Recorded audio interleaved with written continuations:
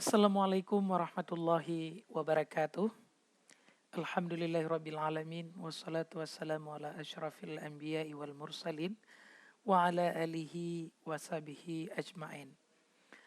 Baik para mahasiswa sekalian, apa kabar semuanya? Semoga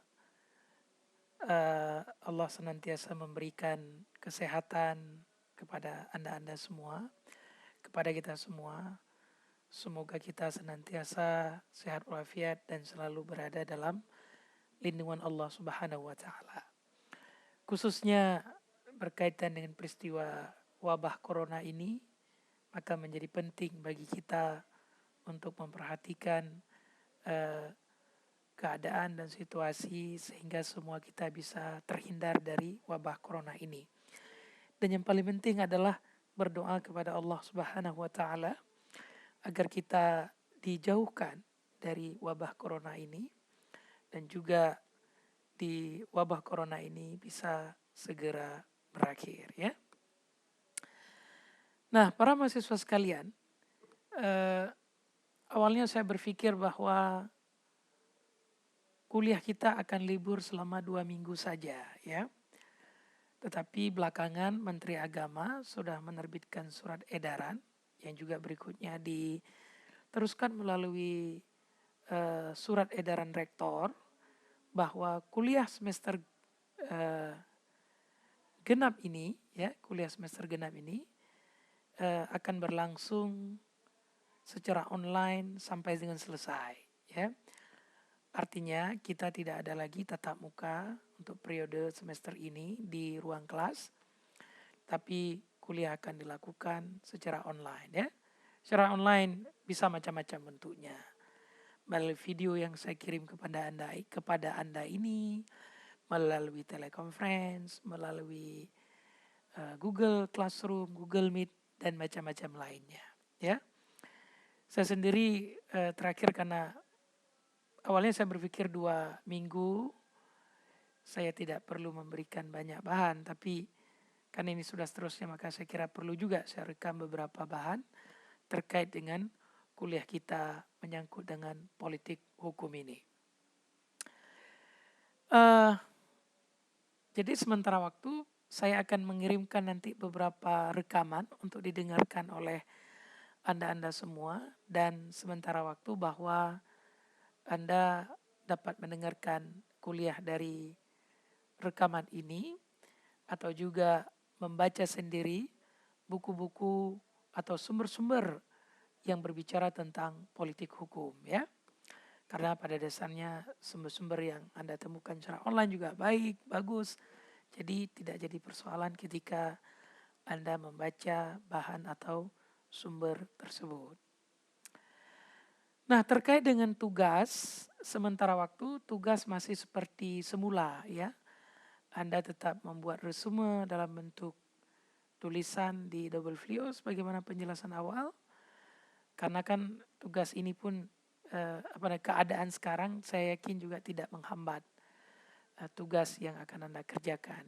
Tapi teknis pengumpulan nanti akan kita lihat dan kita sampaikan kemudian. Sedangkan midterm dan final akan saya sampaikan kemudian teknisnya bagaimana dan seperti apa. Baik, yang pasti sekarang kita lanjutkan kuliah kita. Seingat saya materi terakhir kita kemarin adalah di pertemuan yang keempat. Itu adalah pengertian peraturan perundang-undangan. Karena tema kita di pertemuan kemarin hingga 2 pertemuan berikutnya itu akan berbicara tentang politik hukum dalam pembentukan peraturan perundang-undangan. Nah, kemarin kita sudah membahas pengertian peraturan perundang-undangan itu apa ya. Ada menurut Abdul Hamid Al-Tamimi yang kemarin sudah kita sebut adalah disebut peraturan perundang-undangan. Itu Anda lihat yang kedua tentu adalah keseluruhan ya. Keseluruhan peraturan-peraturan negara baik pada tingkat pusat dan tingkat daerah. Atau kalau merujuk pada penjelasan Undang-Undang Nomor 10 Tahun 2004 tentang tata cara pembentukan peraturan perundang-undangan, disebutkan bahwa yang disebut peraturan perundang-undangan itu adalah peraturan tertulis yang dibentuk oleh lembaga negara atau pejabat yang berwenang dan mengikat secara umum.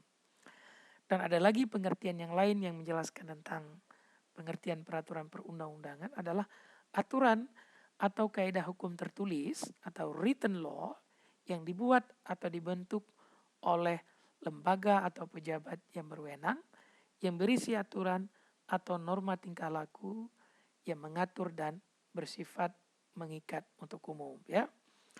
Nah, sebenarnya walaupun ada perbedaan-perbedaan di sana sini, tapi secara substansi yang kita sebut peraturan perundang-undangan dalam regulasi kita adalah segala peraturan. Peraturan apa saja sepanjang peraturan itu tertulis, ya, sifatnya tertulis, kemudian dibuat oleh pihak yang berwenang, maka sepanjang itu dia disebut sebagai peraturan perundang-undangan. Nah, berikutnya apa pengertian? Kalau politik hukum saya kira sudah kita jelaskan di awal. Kemudian kalau begitu apa pengertian politik hukum pembentukan peraturan perundang-undangan? Maka ada beberapa pengertian. Pertama, menurut Bagirmanan mengatakan bahwa politik hukum pembentukan peraturan perundang-undangan adalah kebijakan mengenai, ya, kebijakan mengenai penentuan isi atau objek pembentukan peraturan perundang-undangan.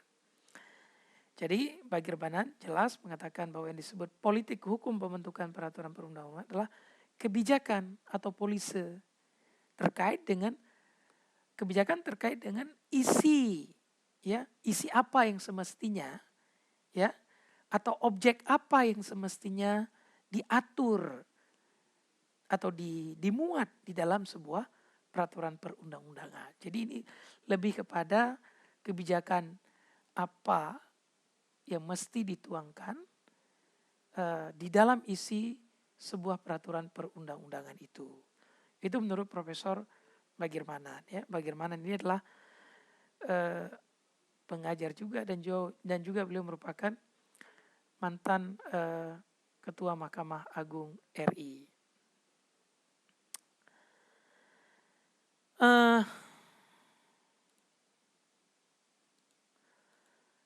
Kemudian secara lebih umum dipahami bahwa yang disebut politik hukum pembentukan peraturan perundang-undangan adalah arah kebijakan pemerintah. Ini yang lebih resmi ditafsirkan pengertian politik hukum pembentukan peraturan perundang-undangan adalah arah kebijakan pemerintah atau negara mengenai pengaturan, ya, mengenai pengaturan terhadap isi atau terhadap substansi hukum, ya, yang dituangkan dalam peraturan perundang-undangan untuk mengatur kehidupan berbangsa dan bernegara. Nah, itu yang disebut sebagai politik hukum pembentukan peraturan perundang-undangan yang lebih resmi dipahami. Jadi dia berbicara tentang arah kebijakan pemerintah atau arah kebijakan negara terkait dengan isi, ya, terkait dengan aturan pengaturan terhadap isi dari hukum yang akan dibuat itu, terkait dengan hukum apalah bahasa kita, terkait dengan hukum apa yang mesti dituangkan dalam peraturan perundang-undangan itu dengan tujuan untuk mengatur kehidupan berbangsa dan bernegara. Nah, itu saya kira pengertian politik hukum pembentukan peraturan perundang-undangan, dan kita berharap Anda dapat memahami pengertian dasar dari politik hukum pembentukan peraturan perundang-undangan ini. Nah, untuk mengetahui politik hukum pembentukan peraturan perundang-undangan secara substansial dan sederhana, sebenarnya dapat dilihat atau diketahui dari hal-hal sebagai berikut, ya. Jadi, kalaupun kita ingin lihat di mana sebenarnya terletak adanya kebijakan, arah kebijakan terkait dengan politik hukum pembentukan peraturan perundang-undangan dalam sebuah undang-undang itu, maka kita dapat melihat pada hal-hal sebagai berikut.